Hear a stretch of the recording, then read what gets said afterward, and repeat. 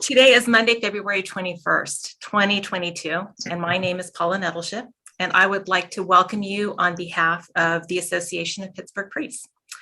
If you are unfamiliar with APP, we are a diocesan-wide organization of ordained and non-ordained women and men who are acting on our baptismal call, our common call to be priests and prophets. Our mission, rooted in the gospel and the spirit of Vatican II, is to carry out a ministry of justice and renewal for ourselves, our church, and the world. Our speaker series is part of that ministry. This evening's presentation is Spirituality in a Wintry Season, Franciscan Tradition, and the Quest for Meaning Today, with Father Dan Horan. Before we begin, I have a few little housekeeping items. First, I would like to thank our behind-the-scenes team of Jim Ruck, Gretchen Durzik, and Ethan Mann. As you heard earlier, this session is being recorded. It will be available later on the APP website and the APP YouTube channel, which is Association of Pittsburgh Priests, all one word. And we will send a link out to the email address that you registered under. Now, a quick review for tonight's format. It's our standard format, so if you've attended before, there won't be any surprises. We begin, as we always begin, in prayer. The presentation will be about 40 minutes. Then we will have some breakout sessions, small groups, for another 15 minutes. We'll come back into an open forum for 15 minutes of questions with Dan, and then brief closing remarks, and we'll close again with a prayer. Just a quick reminder to please remain mute during the presentations and the prayers, and that if you have any questions, comments, or concerns, to put them in the chat, because we have people.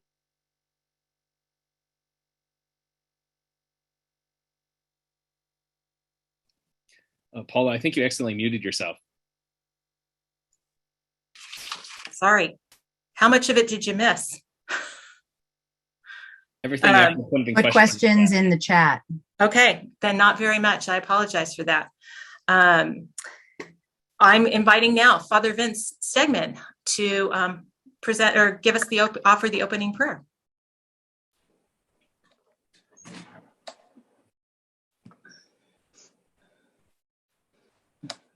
Vince, are you muted?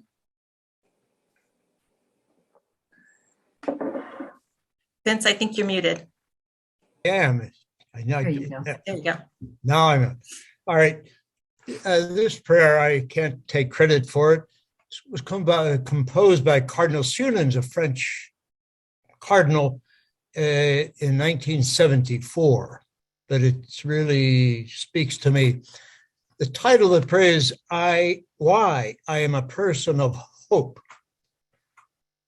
I'm a person of hope because I believe that God is born in you each morning. Because I believe that he is creating the world. He did not create it at a distant and long forgotten moment in time. It is happening now.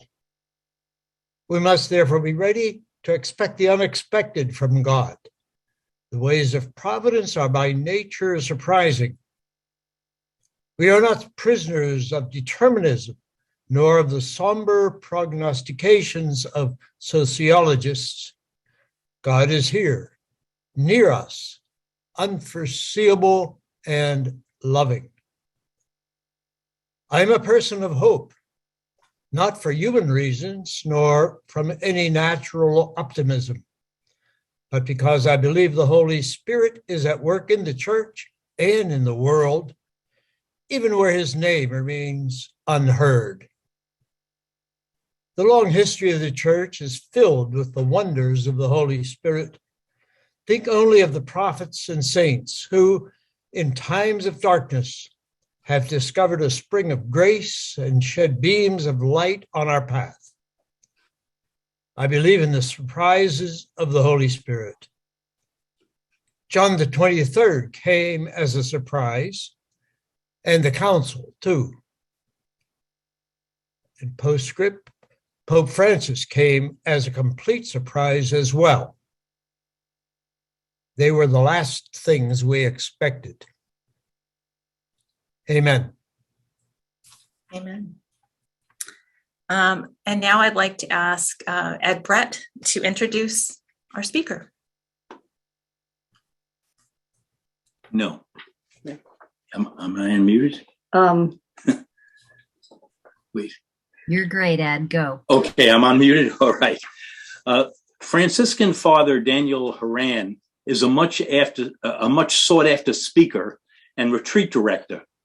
He received a bachelor's degree in theology and journalism from St. Bonaventure University, a master's in systematic theology from Washington Theological Union, and a doctorate also in systematic theology from Boston College. He currently serves as the director of the Center for Spirituality and as a professor of philosophy, religious studies, and theology at St. Mary's College in Notre Dame, Indiana.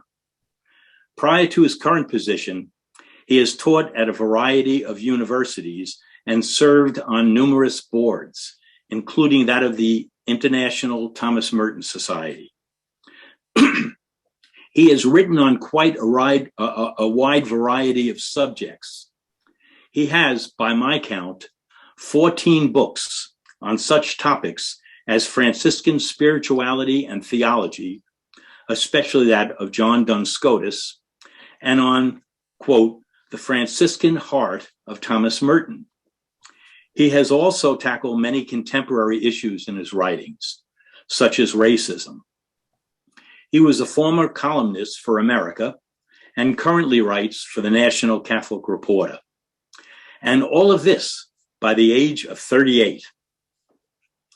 But I think I speak for many who regularly read his columns in the NCR when I say that what is particularly impressive about Father Horan is that, like the prophets in the Jewish scriptures, and like Jesus himself, he has no hesitation in speaking truth to power when it is merited.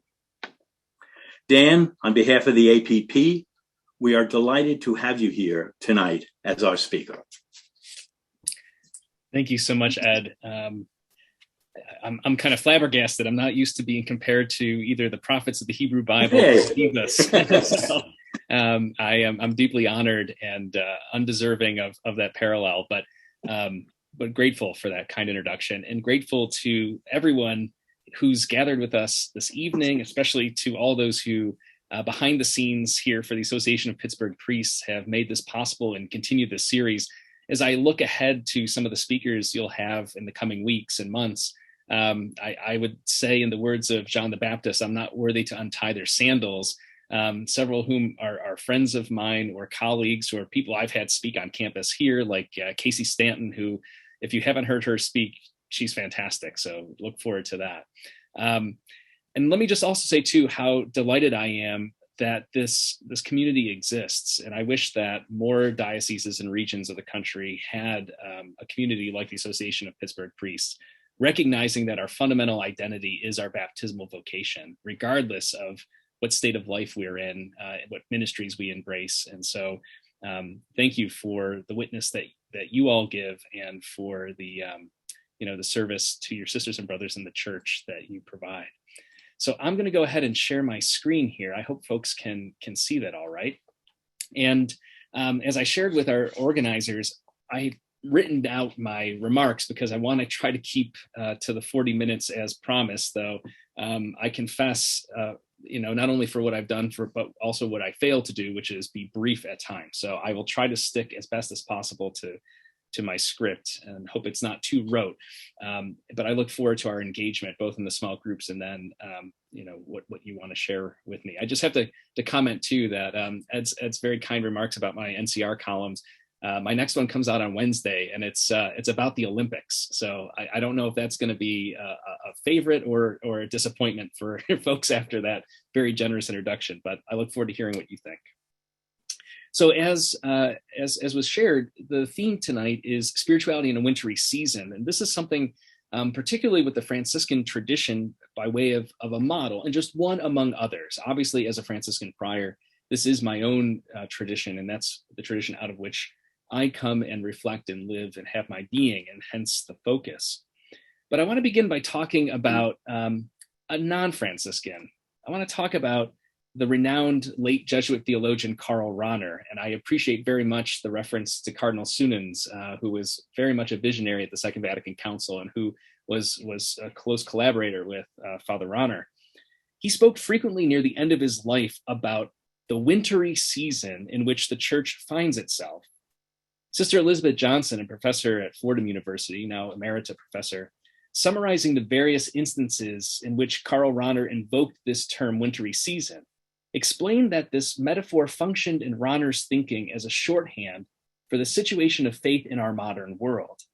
Fundamentally, the condition of Christian faith within our context in Western societies today is one hampered by the absence of social convention or inherited custom that allows for the presumption of religious belonging, confessional belief, or institutional affiliation on the part of the general population.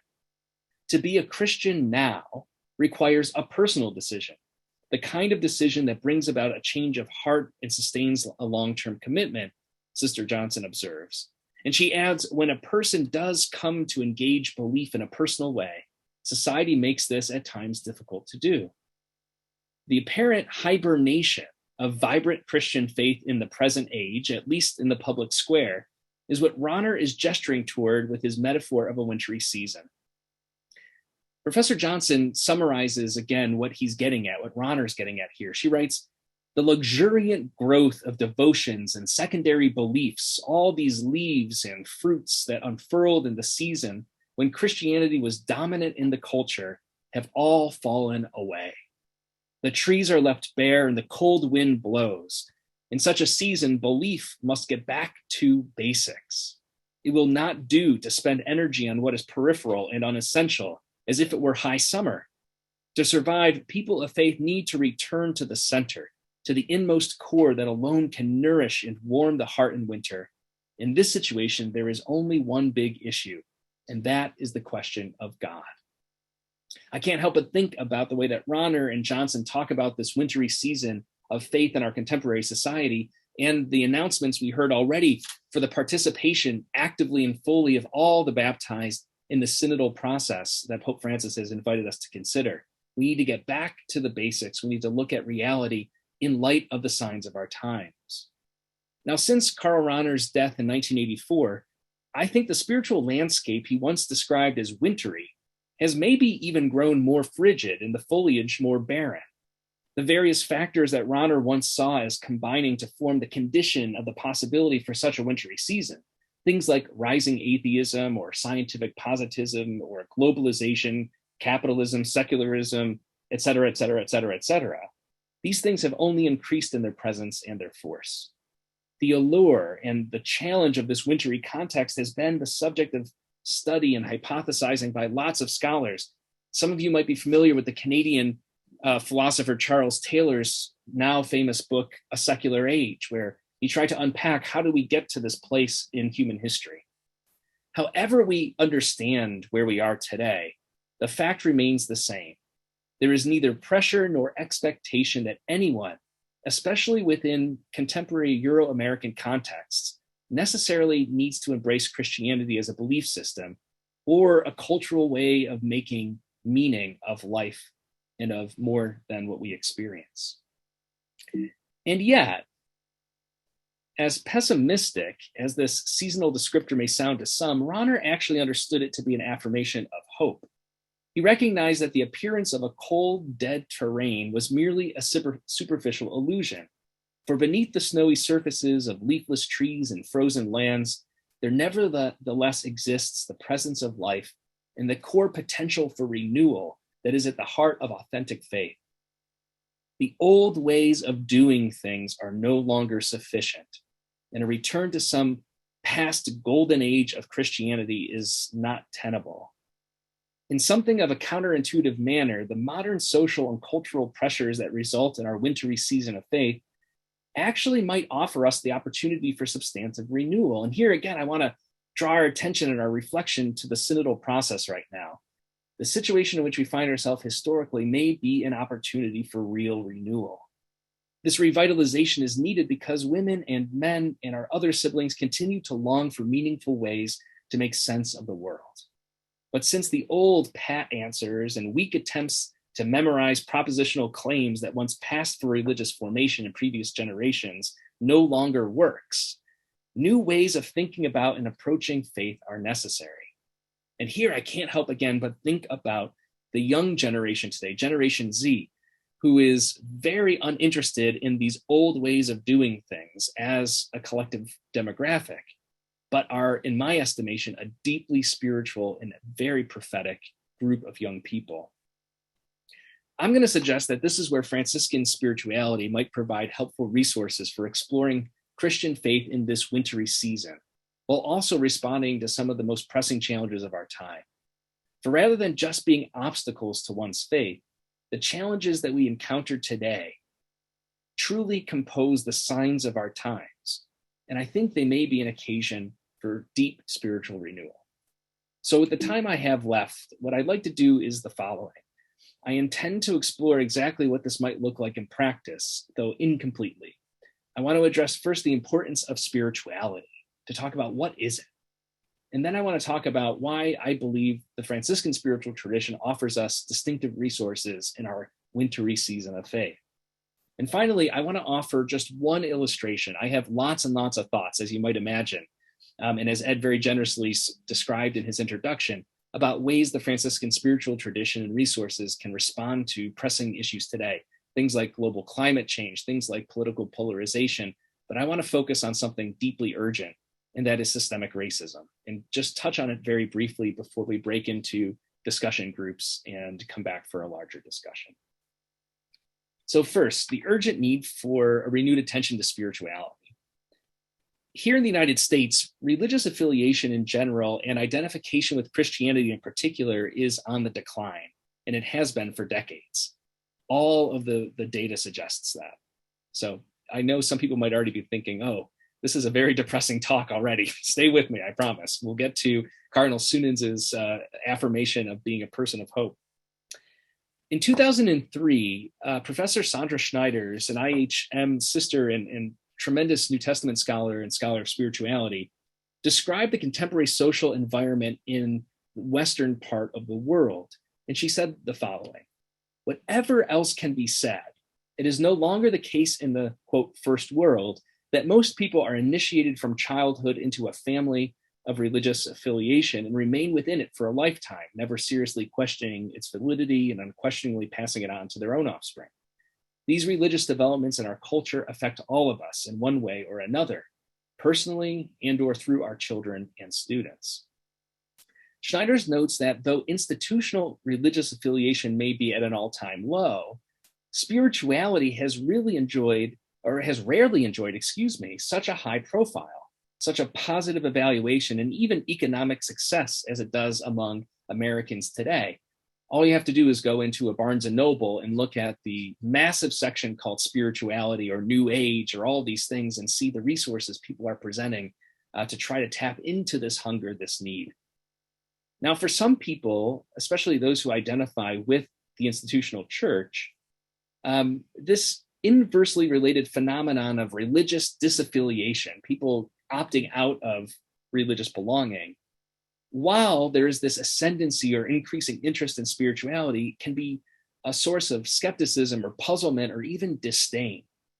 Like many other scholars of religion and those who work in pastoral ministry, and like many, many of you joining us this evening, I've frequently heard what I'm describing here put in terms of I'm spiritual, but not religious.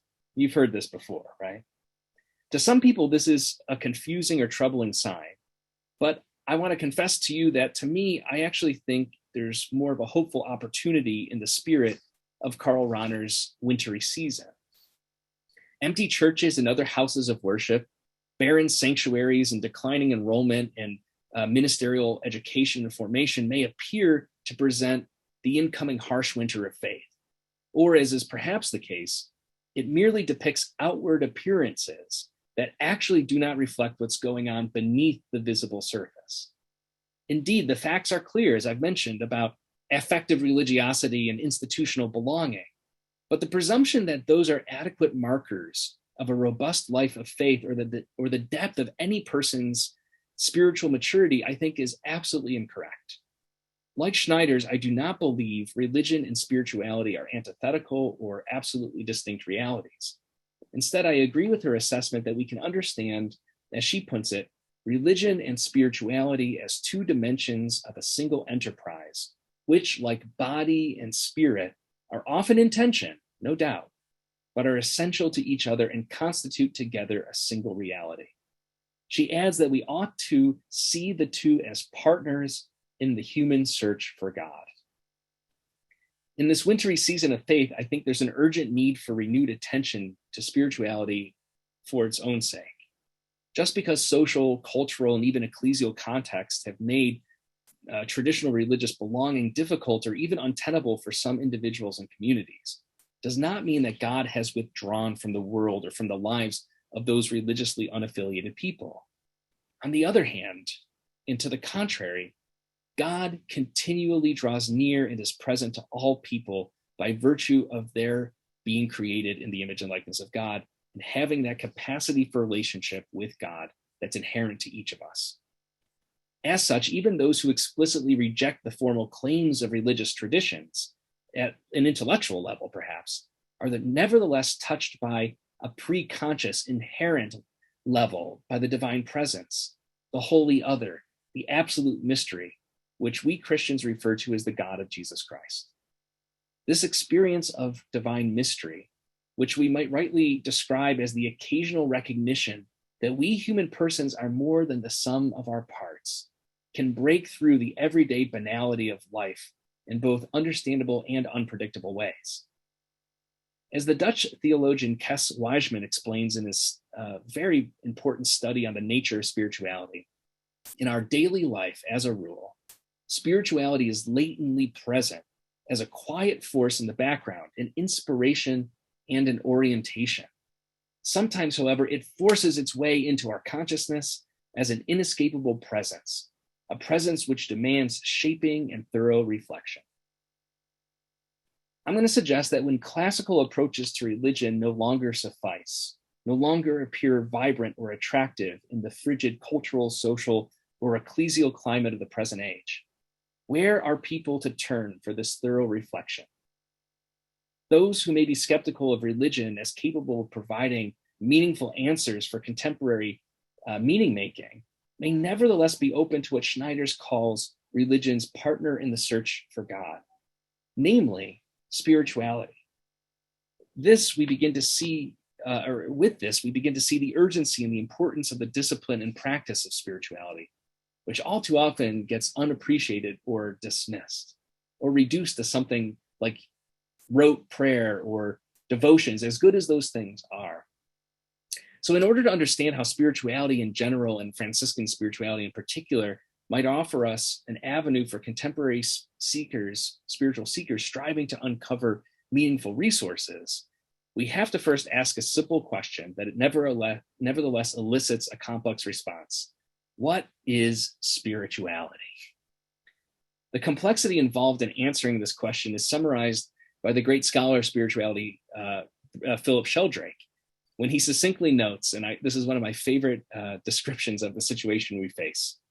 He says, "It appears that spirituality is one of those subjects whose meaning everyone claims to know until they have to define it." I think of a certain Supreme Court decision about, let's just say, obscenity. You'll know it when you see it.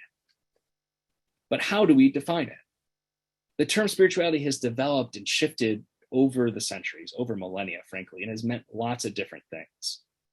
In our contemporary time, as Professor Bernie McGinn describes in a kind of essay that he did where he surveyed back in 1993 all the definitions for spirituality, at least Christian spirituality that he could find, he came up with 35 distinct definitions for spirituality. As diverse as they were, nearly all of these definitions share in common one key element, which is the recognition that experience is the primary object of consideration. Or in the case of the study of spirituality, it's the formal object of our study. It's a little bit technical. But what we're really getting at here is that, as Walter Principe once said, a person's spirituality may refer to what is most basic, the person's lived experience, the real existential level, that is how that person lives in the spirit. I like that focus on lived experience, lived reality, how we encounter God in the world, because it goes back to what Elizabeth Johnson says about, in the wintry season of faith, we have to go back to the basics. What is it that we're actually interested in? What is it that we're here? What calls us to this community? Religion, religio in Latin, it's how we order things and make sense of our practices, doesn't come first. God's Holy Spirit, who draws near to us in grace, the encounter with the transcendent, that is always prior. So let us get back to the basics. Philip Sheldrake offers a definition for spirituality that I find very helpful. He says, in Christian terms, spirituality refers to the way our fundamental values, lifestyles, and spiritual practices reflect particular understandings of God, human identity, and the material world as the context for human transformation. What is attractive about Sheldrake's definition is that it gestures to the integrating and holistic role that spirituality can play in the lives of women and men seeking to make sense of their experiences in the world in accordance with Christian spiritual traditions. Notably, those who are religiously disaffiliated or skeptical of institutional belonging may still welcome Professor Sheldrake's assessment that spirituality can serve as a thread tying together the distinct elements of modern life while providing grounding, balance, insight, and understanding. This definition, I think, is particularly appealing because it allows the insights of various spiritual traditions within Christianity. And here, obviously, I come from the Franciscan tradition, but you might be drawn to the Carmelite tradition or the Ignatian tradition or some others. I think of the great Eastern traditions of Christianity and so forth. However we find these, whatever we're drawn to, these help shape understandings, as Sheldrake says, of God, human identity, and the material world in a manner not necessarily reliant on what such contemporary spiritual seekers might identify as exclusive dogmatic claims or intrusive institutional regulations, while at the same time encouraging ongoing conversion, or as Sheldrake puts it, human transformation. This description of Christian spirituality, I think, also signals something of an inductive methodology. When we start thinking about what is it we're talking about, let us go back to our experience. And this stands, I believe, in contrast with what many former religious practitioners have rejected or have resisted these days, what they have identified as a forceful, top-down, deductive approach of formal institutional belonging. And yet for those who remain or desire to be religiously affiliated, I think Sheldrake's definition applies equally well. So I also want to qualify that too by saying, I'm not encouraging people to walk away from institutional religious belonging. I mean, for heaven's sake, I'm a religious, professed religious and an ordained Catholic priest and a professor of philosophy and theology. I am part of the institution, and there's nothing necessarily wrong with that. But can we create spaces that recognize the movement of God's Spirit in the lives of people who understandably have skepticism and resistance to institutional belonging? Where do we meet one another? The aim of engaging Christian spirituality in this wintry season is to provide meaningful values, insights, and practices for those seeking understanding of their experiences of the world, particularly their experiences of transcendence. The persistence of human existence as more than the sum of our parts begs a response. It elicits resources to aid in this lifelong interpretive endeavor of meaning making and making sense of our experiences in the world. I'm going to suggest, and again, not exclusively, but that the Franciscan tradition offers contemporary spiritual seekers, both those who are religiously affiliated and our siblings who are not, resources for kind of making sense of this quest for meaning today. For as the Franciscan scholar Bill Short writes, chaotic and intuitive, creative and affectionate, radical and obedient, the Franciscan tradition may offer to those searching for a path of spirituality an appealing itinerary. So why the Franciscan tradition, other than I'm obviously biased? St. Francis of Assisi was someone who lived in a time of social upheaval and civil unrest. He died in 1226 at the age of, he was in his early 40s at the time. The early 13th century was a tumultuous moment in European history, and he was well aware of the shifting social, cultural, and ecclesial dynamics of his time, which shaped his own spiritual journey and interpretation of the gospel. Describing these broad social shifts, especially in the centuries and decades immediately before the birth of the Franciscan movement, the great historian, Italian historian Giacomo Todeschini writes that from about the year 1000 to 1200, Western Europe grew in many ways. The inhabitants of cities and countrysides multiplied, more land was cultivated, the income of landowners grew, and the amount of goods in circulation increased. Reflecting on the consequences of all these social changes in the 13th century, Todeschini writes, in the cities, families strong enough to command grew in number, while the territorial aristocrats looked for any way to turn their de facto power into a perpetual government. Struggles for power, small and large, became a daily practice. I don't know about you, but I'm glad 800 years later, there aren't any territorial aristocrats looking to turn their de facto power into perpetual government. Yeah, that's not happening today, right? Obviously, I'm joking.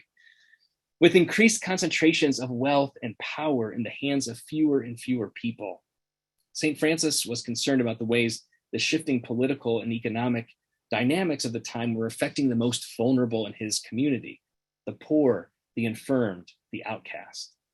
A large part of his own conversion experience was tied to recognizing that another way to live was possible, and that the pattern for this alternative way of life was indeed the gospel of Jesus Christ.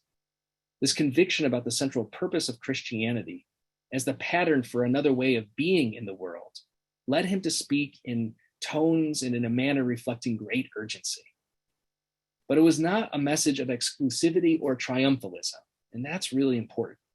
Instead, the gospel message that St. Francis preached by word and deed sought to inspire a spiritual renewal in the hearts, minds, and lives of those he encountered. His own experience of divine mercy, something that really resonates with the first Bishop of Rome to take his name, Pope Francis. As he himself, that is St. Francis, outlined in his final testament that he dictated on his deathbed, shaped his entire worldview and guided his outreach to the traditional the traditional structures and institutions of civil society and ecclesial hierarchy left behind.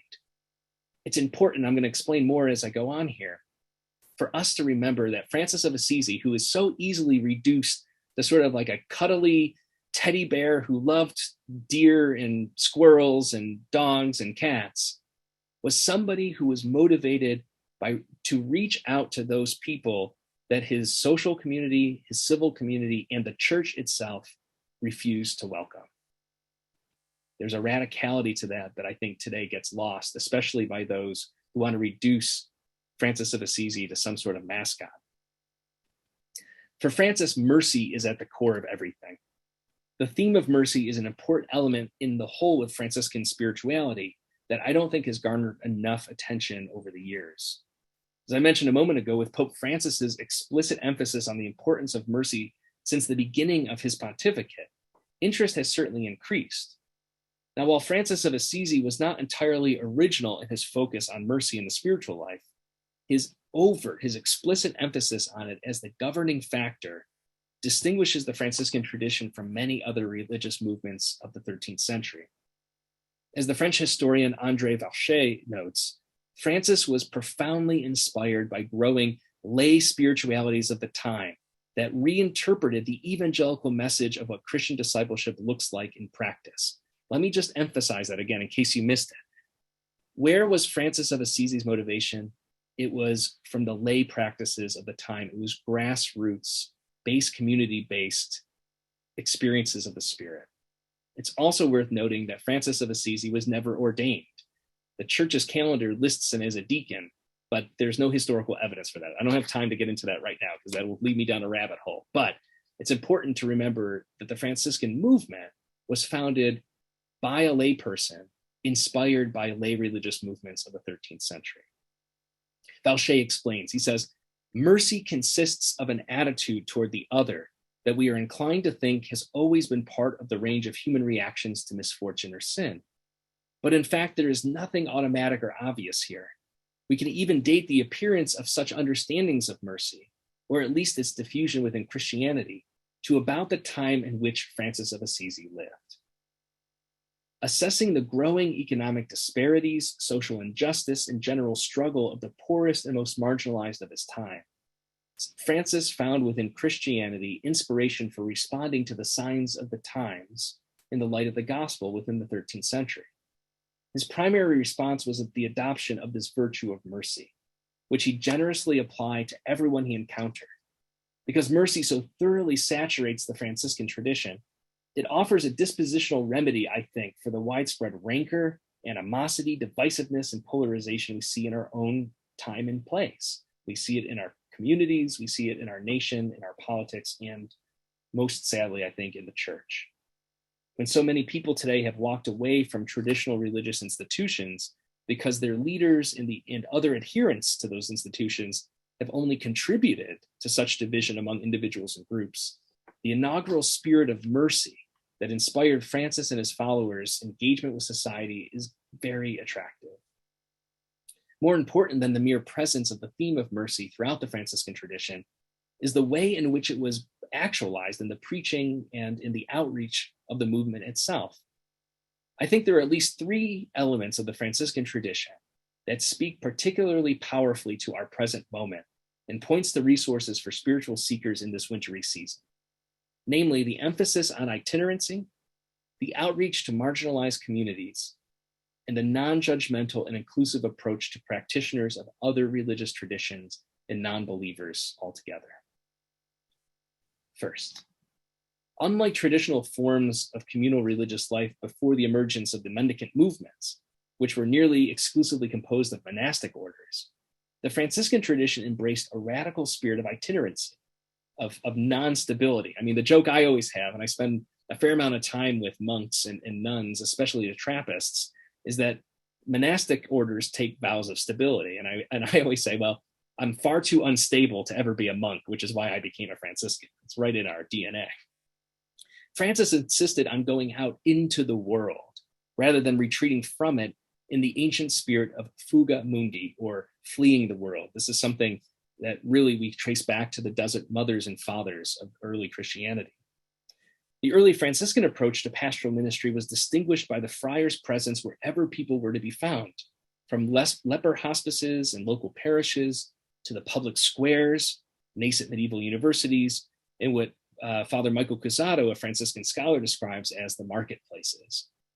If Zoom existed in the 13th century, the friars would be there like the friars are here right now. Nowhere is this drive to be with people and to meet them literally wherever they happen to be more clearly expressed than in the early Franciscan text titled The Sacred Exchange Between St. Francis and Lady Poverty. It's a fairly early document, though Francis himself almost assuredly didn't write it. Scholars trace it back to about the year 1230, a few years after Francis's death. It's a treatise that offers a spiritualized recounting of the central motivation of the early Franciscan movement.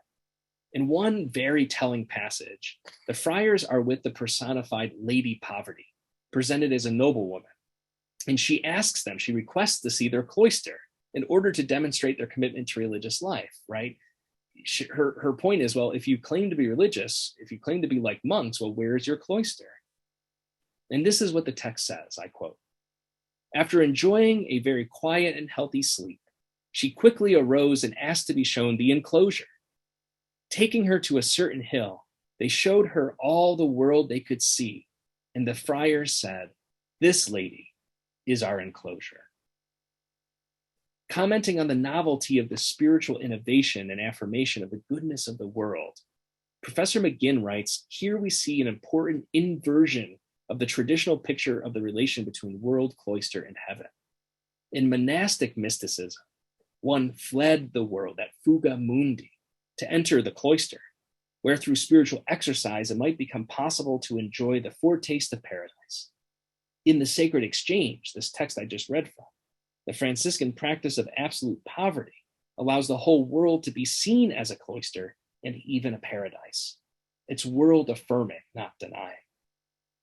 Today, when some Christians advocate for a kind of modern fleeing of the world as a response to the challenges of contemporary life, and I think, for example, of particular folks, there was some kind of much discussed commentary a few years back in response to the conservative commentator Rod Dreher's book, The Benedict Option, right, where he emphasized what Christians need to do is opt out of kind of contemporary society. In contrast to that, the Franciscan spiritual tradition offers an alternative, calling instead for recognizing God's enduring presence within the world and in everyday life. Whereas many leaders, sadly, of religious institutions offer oppositional frameworks, black or white, in or out, them and us, which appear to many contemporary spiritual seekers to be antiquated at best and perhaps even harmful. The Franciscan spiritual tradition prioritizes relationship and engagement rather than individualism disguised as piety and escapism presented as authentic devotion. And here again, I think Pope Francis is really living up to his namesake, to that of St. Francis of Assisi, by re-emphasizing synodality. We don't do this apart. It's not something that's decided in a closed room by a bunch of old men in pointy hats. This is something where all the baptized are called to enter into conversation and dialogue. It's, as Pope Francis says over and over again, about encounter. The second central theme, I think, about mercy and how it's actualized in the Franciscan tradition has to do with how Francis prioritized outreach to and solidarity with the most marginalized and disregarded populations of his time. Famously, St. Francis attributes his ongoing experience of conversion in part to encountering lepers outside the walls of Assisi. In his testament, he recounts how in showing mercy to lepers, he himself was changed in his view of them from a sense of bitterness and disgust to a sense of sweetness of soul and body upon encountering them. His commitment to a life of evangelical poverty, characterized by the Latin phrase sine proprio, to live without anything of one's own, led to his refusal to appropriate property, to grab onto and hold belongings or any even non-material prejudices or views he might otherwise harbor that could stand in the way of his ability to enter into relationship with other people. The power of this spiritual dimension of the Franciscan tradition is often lost on those who focus solely on material possessions or view Franciscan poverty as a kind of romantic or idiosyncratic embrace of abject destitution. That was not the mission of Francis and Clare of Assisi. Instead, they and their followers embraced a spirit of poverty modeled by Jesus Christ himself in the Gospels. Jesus in the Gospels is portrayed as one who lacks appropriation, both regarding material and non-material possessions alike. This form of evangelical gospel poverty modeled by Jesus is a means always to a greater end, which is about relationship. Just as God emptied God's self to become one of us in the incarnation, as the hymn in Philippians reminds us, so too are we called to surrender those belongings or sources of power and domination that would impede our ability to see one another without prejudice or judgment. Our world today is saturated with messages of division, partisanship, acrimony, and distrust. The rise of instant communications technology, 24-hour news cycles, and a panoply of social media networks has only made it worse. It's amplified dehumanizing stereotypes and the complexity, or it encouraged these terrible interactions at a comfortable distance from the realities and complexities of people's actual lives. It's just startling to me the assumptions people make about individuals they have never, ever encountered, not once in real life or in real time. The primacy of relationship and mercy in the Franciscan tradition ought to encourage other ways of being in the world, a way of being that reserves judgment about others, or ideally rejects appropriating such judgments altogether, not holding on to them. In order to meet people where they are, to seek to understand other people's experiences and share in the common journey for human meaning making. Too often, religiously affiliated people, including and especially leaders in our communities, choose the route of exclusion and division rather than inclusion and solidarity. For this reason, the Franciscan spiritual tradition may be particularly attractive for those questing for meaning in this wintry season. I believe that's true, especially with the younger generations today. They have no time for the hypocrisy of religious leaders of institutions who say they believe in the gospel of Jesus Christ and work very hard to prove the exact opposite. Finally, this prioritization of mercy and relationship is also made manifest in the well-known and powerful encounter between Francis and Sultan Malak al-Kamil in Damietta, Egypt, in the spring of 1219. Francis's mission was one of peaceful engagement between two brothers who came from two very different social, cultural, and religious contexts. Yet they were able to share a fraternal bond that transcended the enmity that defined the relationship between the European Christian and the Middle Eastern Muslim worlds at the height of the Fifth Crusade.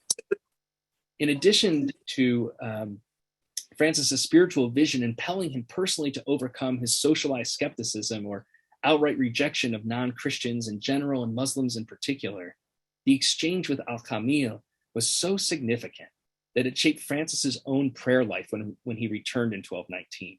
And it informed his own instructions for how his own followers were to go about the world. On this later point, I want to give one example about the fact that Francis dedicated a whole chapter in his early rule of life for the Franciscan friars on a manner in which they were to go, quote, among the Saracens and other non-believers. That's how the chapter is headed. Striking is the first instruction to the friars who would take up the mission of living among non-Christians. Francis instructs that they are not, quote, to engage in arguments or disputes, but to be subject to every human creature for God's sake and to acknowledge that they are Christians, end quote. Holding fast to their own Christian identity and practices, the Franciscans were instructed, nevertheless, not to proselytize, not to harass those of other religious traditions, something that was not only expected, but certainly encouraged within the context of an ongoing violent crusade.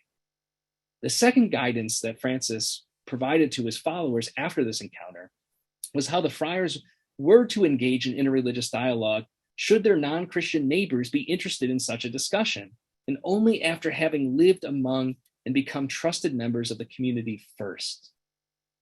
The late Canadian Franciscan scholar Laurent Gallant explains that despite centuries of misinterpretation, or perhaps deliberate confusion, of this particular passage, St. Francis's original intention was not so much about conversion of non-Christians to Christianity, as it was about seeking points of convergence and similarity between two or more religious traditions, and then peacefully and respectfully sharing how each side understood its own particular interpretations of God and doctrine. It's fascinating. If we had more time, I could break down this passage for you in the Latin and in the English translation, and just how stunning it is that Francis, with great clarity, laid out point for point what it means to be with people of other religious traditions, not to go in guns blazing where, oh, they have to be Christian. Instead, it was about interreligious friendship, learning, sharing, and peacemaking. And it reflects the Franciscan commitment to meeting people wherever they are in their own spiritual journeys, without imposing prejudices, judgments, or conditions.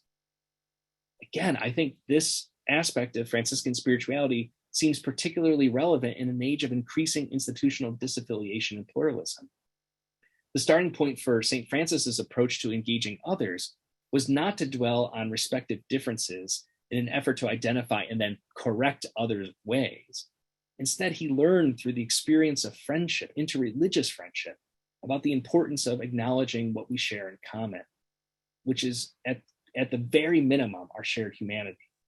All people, regardless of their religious affiliation or cultural context, experience the transcendent in their own way, beginning with the presupposition that God draws near to all women, men, and children, irrespective of their particular belief system.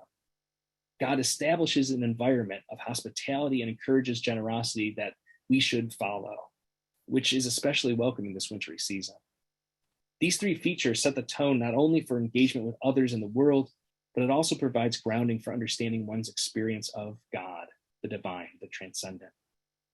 The Franciscan spiritual tradition is inherently outward-facing rather than protectively entrenched.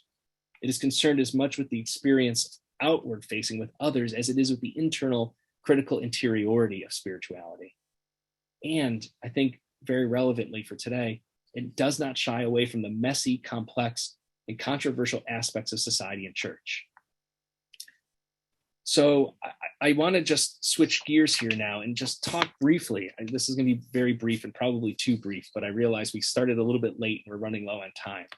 But I want to offer just one small case study of how I think this plays out. Why is spirituality important? What is distinctive and insightful about Franciscan spirituality for today? Why is it key?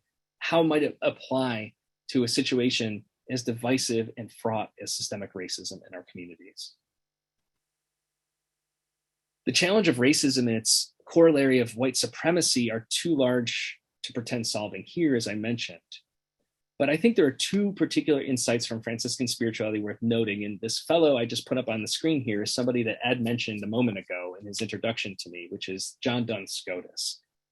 His concept of hakteitas as the principle of individuation, it's going to sound really complicated, but I'll explain in just a second, as well as the Franciscan understanding of poverty I was already talking about. These two things I think might help thinking about a spirituality or developing a spirituality that responds to the realities of systemic racism and white supremacy today. This first one, as I mentioned, hakteitas, comes from the innovative work of the medieval Franciscan theologian and philosopher John Duns Scotus. Put simply, I'm going to try to put simply for a late evening on a Monday night. In the medieval debates over what determines a given object's particularity, what is technically known as the principle of individuation, a general consensus formed around various interpretations of Aristotle's proposal that emphasize what was important is the whatness of something, in Latin, the quidditas.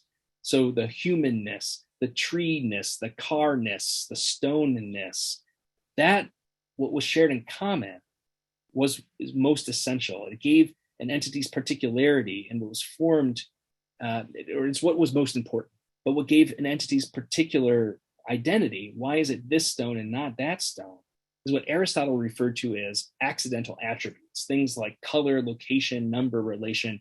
So what makes this stone not that stone is that there's two of them, and that one is located here and the other one's located there, right?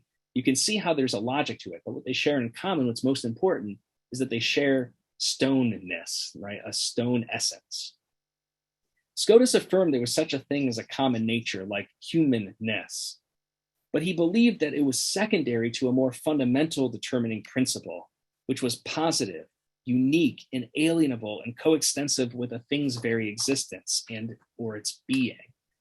Over time, the Latin term hakteitas, which means literally thisness, particularityness, served as a placeholder for Scotus's proposal for what accounts for difference in God's creation.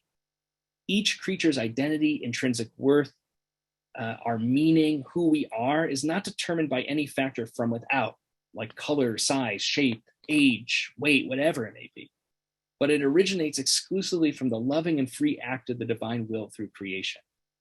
What this means for human persons is that Scotus's notion of hakteitas resituates the focus of human value and dignity from an essential and universal essence or nature to the location of radical particularity. Primacy is placed on the individual while concurrently recognizing our inherent relationality and community that exists among those who share a common nature, in our case, humanness or humanity. For Scotus, the basic category is not universality, but individuality. The individual has his or her own identity, something essential which cannot be shared with anything else. Their respective hakteitas are unique, not something negative, not something that's missing, but something that is unique and identical to them. This notion, in contrast of a negative principle, could be found in other medieval interpretations of what makes an individual person that particular person. And we see that, for instance, in the theology of Thomas Aquinas. But as philosopher Mary Beth Ingham notes, each being within the created order already possesses an immanent dignity whose foundation is relational. Our difference is what makes possible our relationality, our ability to enter into relationship with others. And it is already gifted by a loving creator with a sanctity beyond our ability to understand. In the Catholic tradition, we talk about the inherent dignity and value of all human life. But where does it come from?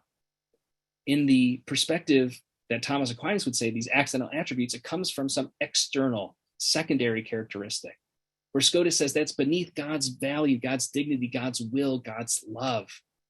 God does not imagine humanness in general, and then creates a bunch of individual humans after the fact. God from all eternity loves each and every one of the 161 of us on this Zoom call into existence.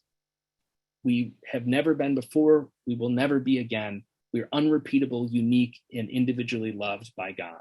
Our difference is a gift, and it is the condition of relationship. Why this is so significant for addressing questions of racial justice has to do with the fact that Scotus's vision of inherent dignity and value, where someone's ultimate identity and grounding for diverse individuality lies, is not dependent on the ability or the lack thereof of a particular person to exhibit a certain, quote, universal human nature as determined by those in positions of dominance, control, or power. Rather, Scotus's hakeitas locates human value and dignity as the constitutive element of a person's very being from the beginning. As philosopher Victor Anderson notes, using the term categorical racism, white anti-Black logic, which has been present from the outset of the Western Enlightenment era, created the category of race as we understand it today, and did so in an essentializing manner. This process of essentializing was governed by and contributed to white racial ideology that largely shapes presuppositions about race, subjectivity, and the human person in our Euro-American context. At the core of anti-Black racism is the presumption of categorical differences, which are not only assumed to be absolute on account of phenotype or how we appear, but also subordinate one group of people to a dominant group. In the American context, this has also been a distinction between persons of color in the former and white folks in the latter, resulting in a hierarchical ordering of human beings that had abhorrent and destructive concrete consequences that exist to this day. The nugget of spiritual wisdom I want to suggest of the Franciscan tradition offers on this point is the centering of Scotus's unwavering assertion that each and every person's inalienable dignity and value is rooted not in a conformity to an external or ideal form, type, substance, or essence, but in the radical particularity of each person, each creature that God loves into existence, prior to any consideration of what's shared in common, prior to anything that we might use as sort of a standard. Our collective value as a species sharing the common nature of humanity is made possible by the prior reality of our individual dignity and worth arising from our particular and divinely granted identities.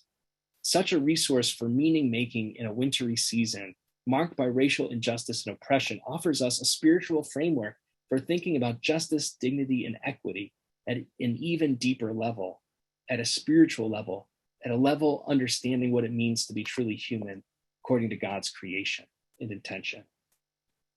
I think if Scotus's concept of hakeitas offers us an insightful resource for radically reasserting the intrinsic dignity of each and every person, independent of anything else as a contributing remedy for racial oppression, then the second resource from the Franciscan tradition addresses the need for those who benefit from the unjust system of racial oppression and white supremacy to divest themselves, ourselves, people who look like me, of unearned privilege and power. This brings me back to a theme I previously talked about, the Franciscan understanding of poverty. As I stated earlier, Francis and his followers understood the vow of evangelical poverty not as an end in itself, as if to romanticize destitution, but as a means to a greater good, namely to break down barriers, physical and non-material, that got in the way of relationship with all people and the rest of creation. In his book, Francis of Assisi and Power, the French historian Jacques Delarue studies the tradition, arguing in turn that what was really the fundamental issue at stake for Francis in his kind of idiosyncratic way of life, according to the gospel, was not poverty as an end in itself, but poverty as a strategy for renouncing power. That's what evangelical poverty is about. Delarue explains, Francis chose to establish in a rule of religious life the condition shared by the most powerless classes in the society of his time: destitution, precariousness, itinerancy, manual labor. He showed a loathing for all forms of power that went far beyond the scorn of the world as found in the monastic and ascetic tradition. With Francis, there is less of a merely visible break with the world. At the heart of his life, there is instead more intransigence toward any compromise with the world and its powers. While the sense of Francis's awareness of the inherent power relations at play in his time can be seen in the variety of his writings, what's key is this renunciation of power. Francis's spirituality informed his social criticism, resulting in a practical disposition that sought both protest and solidarity. Protest of unjust structures of oppression and subjugation that harmed minoritized communities, and solidarity with the same communities through voluntary divestment of material and ideological possessions. As Michael Casado notes, the Franciscan love of poverty flows out of a more fundamental posture, which the friars had adopted towards the use and abuse of power.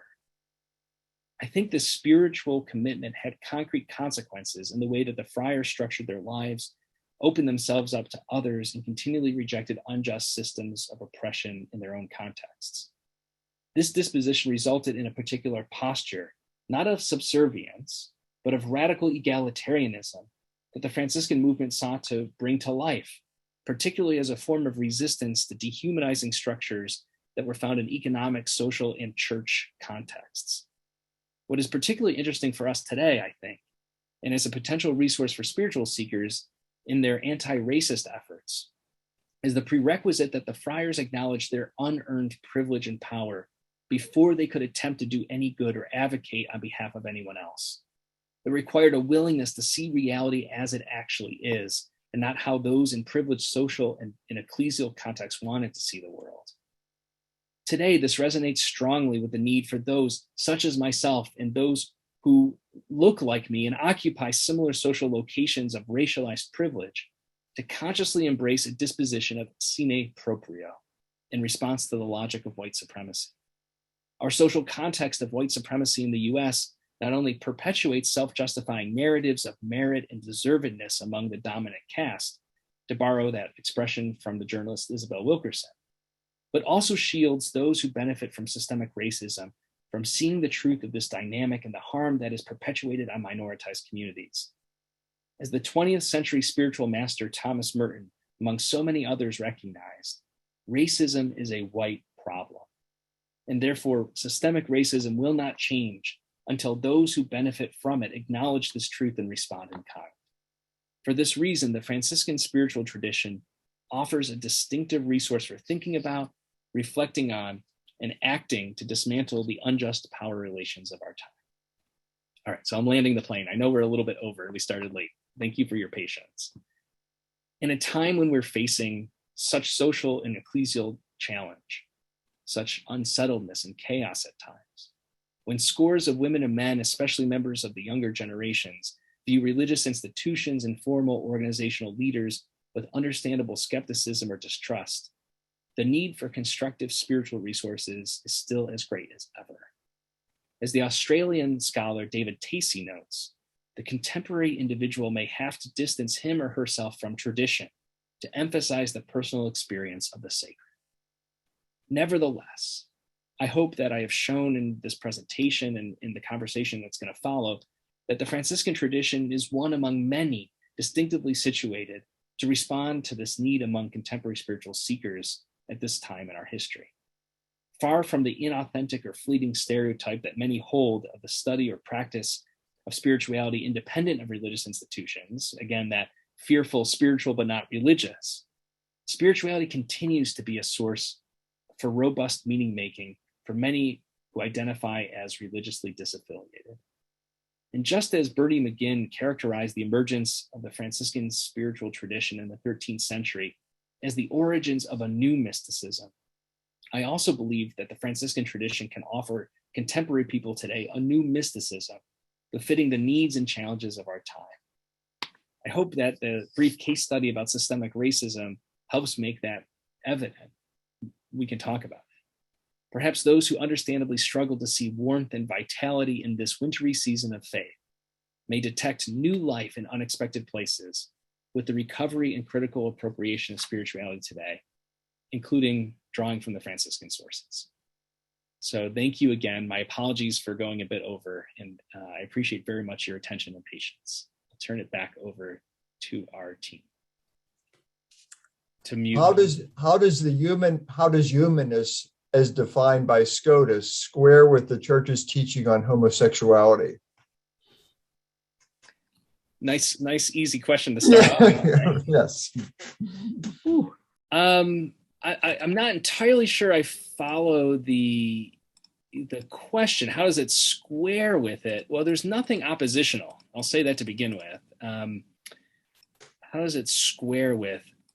What I would say is that SCOTUS's understanding of the human person and in our particularity as what God intends from our outset says a lot about human existence, human being in all of its diversity, in its gender, its sexual orientation, its racial, its cultural diversity, its our various ableness, right?